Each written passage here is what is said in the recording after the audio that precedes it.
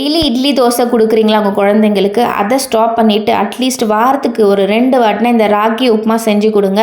10 நிமிஷத்தில் செய்யக்கூடிய இந்த பிரேக்ஃபாஸ்ட் உங்கள் குழந்தைங்களோட எலும்புகள் நல்லா ஸ்ட்ராங்காக வச்சுருக்கோம். கண்டிப்பாக மிஸ் பண்ணாமல் இந்த பிரேக்ஃபாஸ்ட் ரெசிபியை ஸ்கிப் பண்ணாமல் பாருங்கள். ஏன்னா இதில் ஒரு முக்கியமான பவுடர் ஆட் பண்ணியிருக்கேன். இப்போது வாங்க பார்க்கலாம். 4 டீஸ்பூன் ஆயில் ஆட் பண்ணிவிட்டு கேஷ்யூ ஒரு 4-5 ஃப்ரை பண்ணி கோல்டன் ப்ரௌனில் வச்சுக்கிட்டேன். இது வந்து முற்றிலும் ஆப்ஷனல் தான், கேஷ்யூ இல்லாமல் கூட நீங்கள் செய்யலாம். இப்போது 1/2 டீஸ்பூன் கடுகு ஆட் பண்ணிக்கோங்க. 1 டீஸ்பூன் கடலைப்பருப்பு ஆட் பண்ணிக்கோங்க. கடலைப்பருப்பும் கடுகும் நல்லா பொரிஞ்சதுக்கப்புறமா இந்த ராகி உப்புமாக்கு தேவைப்படைய இன்க்ரீடியன்ஸை கட் பண்ணி வச்சுக்கலாம். வாங்க, ஒரு பச்சை மிளகாய் நல்லா சாப் பண்ணி வச்சுருக்கேன், ஒரு வெங்காயம், கொஞ்சமாக கருவேப்பிலை, தக்காளி, இது எல்லாத்தையும் சாப் பண்ணி வச்சுக்கோங்க. இப்போது கடுகும் உளுத்தம் பருப்பு நல்லா பொரிஞ்சதுக்கப்புறம் பொடியாக நறுக்குன க்ரீன் சில்லி, அதாவது பச்சை மிளகா, கொஞ்சமாக வெங்காயம், ஒரு 1/2 வெங்காயம் மட்டும் சாப் பண்ணி வச்சுருக்கேன், கொஞ்சமாக கருவேப்பிலை. வெங்காயம் வந்து நல்லா கோல்டன் ப்ரௌனாக பொன்னிறமாக மாறத்துக்காக இன்னும் ஒரு 1/2 டீஸ்பூன் சால்ட் மட்டும் ஆட் பண்ணிவிட்டு நல்லா ஃப்ரை பண்ணிங்கன்னு வச்சுக்கோங்க. இன்னும் கொஞ்சம் சீக்கிரமாக வதங்கும் வெங்காயம். ஸோ அதனால தான் ஃபஸ்ட்டே சால்ட் ஆட் பண்ணிவிட்டு அதுக்கப்புறம் வெங்காயம் நல்லா வதங்கினதுக்கப்புறம் ஒரே ஒரு சின்ன தக்காளி, இந்த புளிப்புத்தன்மை லைட்டாக வரத்துக்காக இதை சாப் பண்ணி ஆட் பண்ணியிருக்கேன். இந்த தக்காளியும் வெங்காயம் நல்லா வதங்கினதுக்கப்புறம் நம்ம ஒரு சில பவுடர்ஸ் ஆட் பண்ண போகிறோம்.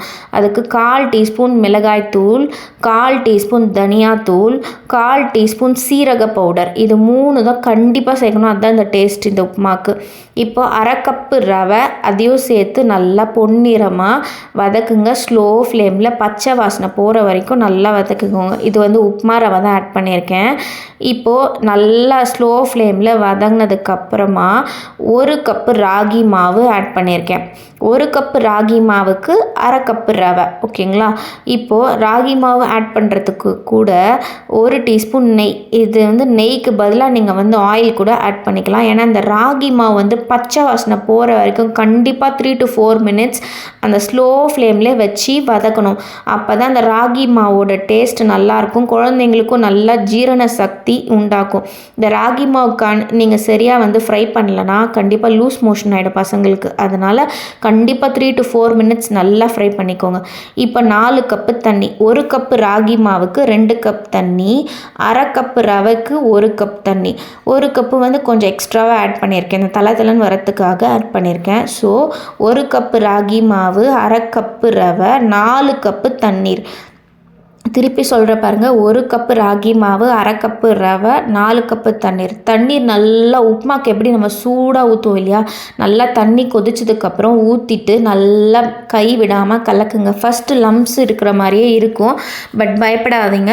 ஒரு 2 to 4 மினிட்ஸ் அப்படியே கலக்கிட்டே வந்தீங்கன்னா இந்த மாதிரி பதத்துக்கு வந்ததுக்கப்புறம் ஒரு 50 கிராம் கேரட், 50 கிராம் பீன்ஸ் பொடியாக நறுக்கி ஒரு விசில் குக்கரில் போட்டு எடுத்திருக்கேன். அதையும் அதில் ஆட் பண்ணிக்கிட்டேன். இன்னும் கொஞ்சம் ஹெல்த்தியாக இருக்குனதுக்காக ஆட் பண்ணிக்கிட்டேன். உங்களுக்கு உங்கள் குழந்தைக்கு எது இஷ்டப்படுமோ அந்த காய்கறி ஆட் பண்ணிக்கோங்க. எது வேணாலும் கார்ன் கூட ஆட் பண்ணலாம், பச்சை பட்டாணி, கேப்சிகம், எது வேணாலும் ஆட் பண்ணலாம். என்கிட்ட வீட்டில் இருந்ததை வச்சு ஆட் பண்ணேன். இப்போ பாருங்கள், நல்லா கொலன்னு தலை இருக்குது. இந்த ஸ்டேஜ் பாருங்கள், நல்லா குக் ஆகிடுச்சு பாருங்கள். கண்டிப்பாக ஒரு 3 to 4 மினிட்ஸ் ஒரு லிட்டு போட்டு மூடி வச்சிங்கன்னா இன்னும் சீக்கிரமாக வதங்கிடும். இப்போது நல்லா குக் ஆகிடுச்சு. இப்போ வந்து இது அழகாக டெக்கரேட் பண்ணி கொடுக்கணும்ல, அதனால் ஒரு கிண்ணத்தில் கொஞ்சமாக நெய் தடவிட்டு அதில் ஒரு முந்திரி பருப்பு வச்சுட்டு இதில் போட்டு ப்ரெஸ் பண்ணி ரிவர்ஸ் பண்ணிங்கன்னா சூப்பரான டெம்டிங்கான ராகி உப்புமா. கண்டிப்பாக இது கூட தேங்காய் சட்னி வச்சு சர்வ் பண்ணி பாருங்கள். ஒரே ஒரு முத்தை சாப்பிட்டாவே வயர் ஃபில்லிங்காக இருக்கும். கண்டிப்பாக மத்தியானம் வரைக்கும் பசிக்காது. பிடிச்சிருந்தா லைக்கை தட்டி சப்ஸ்கிரைப் பண்ணிக்கோங்க.